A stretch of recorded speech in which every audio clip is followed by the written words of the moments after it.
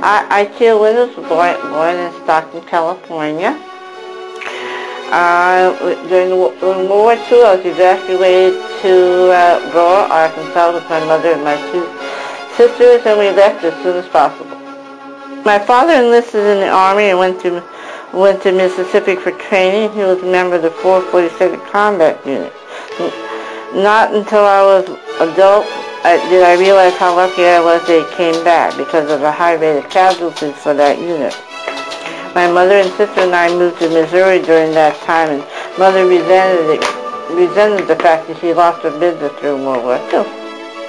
Mother and I moved back to California in 1948, the death of my grandfather. We stayed with my grandmother for about 3 months until my parents were able to buy a home in Sunnyvale.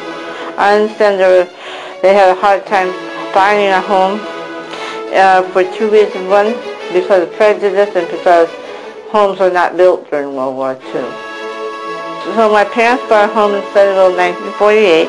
That was one of the few homes in the area. That's where I was on the 200 block on Florence Street when the tornado hit on January 11, 1951.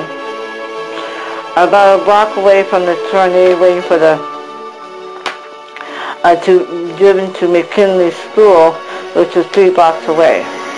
I remember it was a very stormy morning, rain and hail and the whirl of the wind, just like a freight train.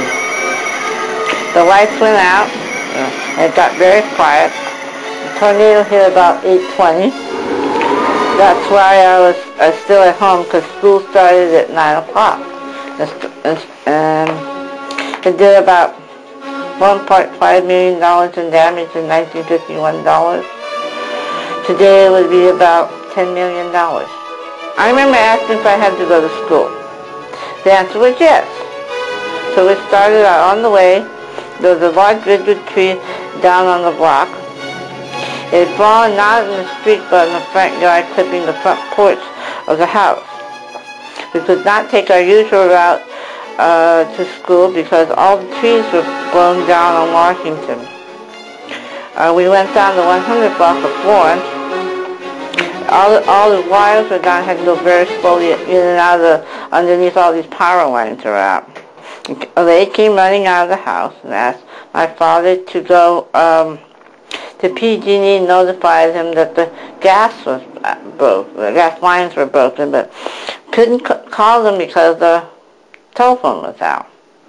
And when he went there, they didn't believe him because that didn't hit that part of town.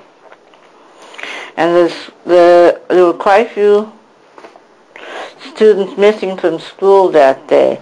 The Red Cross set up at the telephone building, which was across the street from the old city hall. After school, I was able to go out and look at the damage. The train station was heavily damaged. At the time, Southern Pacific was trying to decide whether to replace the building or not, but Mother Nature decided for them. Several homes were heavily damaged, and one house in the northeast corner of Charles and Washington had 2 of its walls blown out. You could see all the furniture was still intact, so you could see into the bedroom and the living room, and dining room. And all the corrugated pieces of iron were wrapped around the orchard trees. Later I learned that only one serious injury happened to one of my neighbors, a broken arm. Most of the others were just cuts and bruises. We were lucky. But there were lots of sightless seers, and that's what Sunnyvale was, in a small town. Less than 10,000 people, I think.